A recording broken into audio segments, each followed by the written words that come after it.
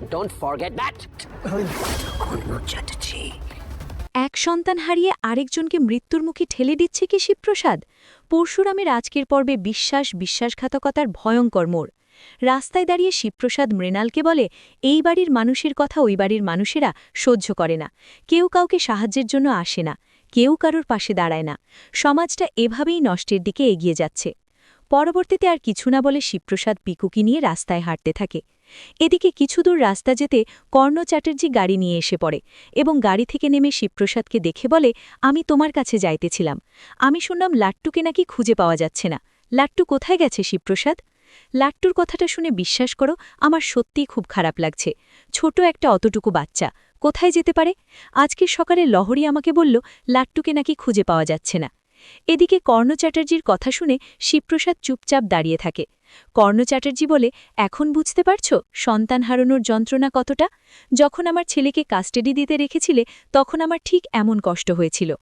পরবর্তীতে শিবপ্রসাদ বলে, আমার লাট্টু ছোট একটা শিশু, ফুটফুটে একটা বাচ্চা, আর আপনার ছেলে একটা ক্রিমিনালের শাস্তি হওয়া বাঞ্ছনীয়, তাই বেশি কথা না বলে এখান থেকে চলে যান। এরপর কর্ণ চ্যাটার্জি বলে, শুনলাম তুমি নাকি বিজিত লাহিড়ী ছেড়ে দিচ্ছ, এমনকি টিকিট অবধি কেটে দিয়েছ। তা কোথায় যাচ্ছে? ব্যাংকক? ইউরোপ? পারলে না তো আটকে রাখতে?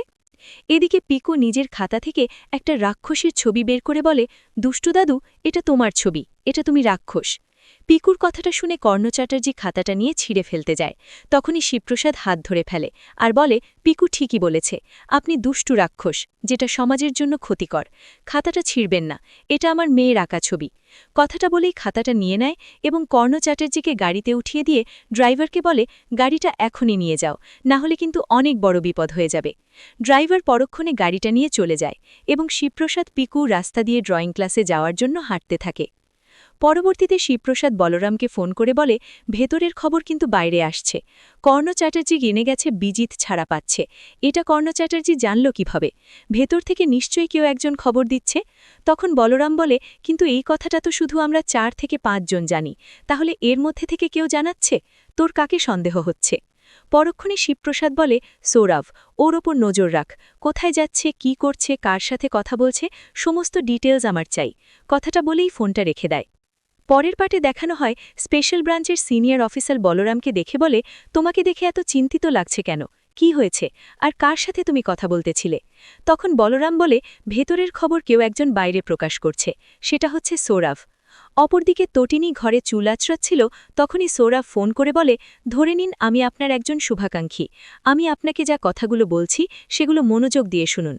আপনার স্বামীকে স্পেশাল ব্রাঞ্চ ব্যবহার করছে, বিজিতকে ছেড়ে দিচ্ছে, এমনকি কাল 10টায় আপনাকে নিয়ে আপনার স্বামী বেরোবে এবং বিজিতের হাতে তুলে দেবে।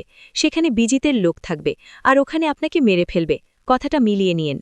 সৌরভের এমন কথা শুনে তটিনী বারবার জিজ্ঞেস করে, আপনি কে, আর কেন আমাকে এসব কথা বলছেন? আমি এতদিন ধরে সংসার করছি, আমার স্বামী কিছুতেই এমন কাজ করতে পারে না।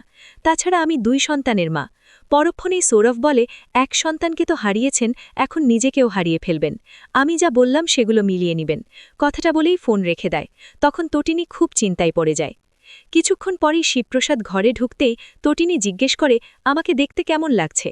তখন শিবপ্রসাদ বলে, খুব সুন্দর লাগছে, খুবই ভালো লাগছে তোমাকে। এরপর তটিনী আবার জিজ্ঞেস করে, তুমি আমাকে অনেক ভালোবাসো তাই না? পরক্ষণে শিবপ্রসাদ বলে, হ্যাঁ, তোমাকে অনেক ভালোবাসি। কেন তুমি হঠাৎ এসব কথা জিজ্ঞেস করছো? চেকআপের দেরি হয়ে যাচ্ছে, তাড়াতাড়ি হসপিটালে যেতে হবে। পরবর্তীতে তটিনী জিজ্ঞেস করে, আমি যদি মরে যাই তখন কি করবা?